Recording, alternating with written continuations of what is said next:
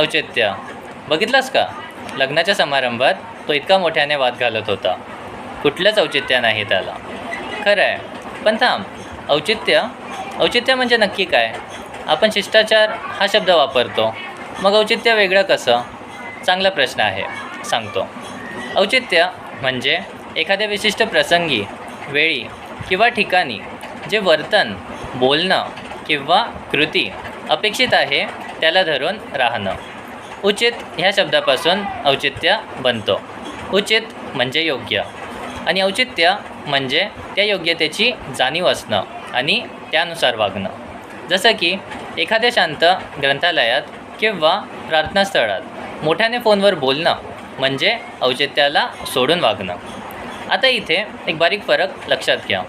शिष्टाचार म्हणजे समाजाने ठरवून दिलेले नियम जे आपण पाळतो, पण औचित्य हे त्या पलीकडे जातं.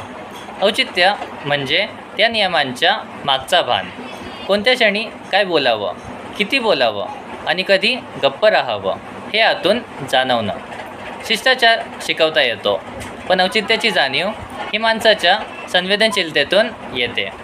तुम्हाला आयुष्यात असं कोणतं क्षण आठवतो जेव्हा एखाद्याने औचित्य अगदी चपकल सांभाळलं आणि तुम्ही मनातल्या मनात त्याचं कौतुक केलं? कमेंट्समध्ये नक्की सांगा.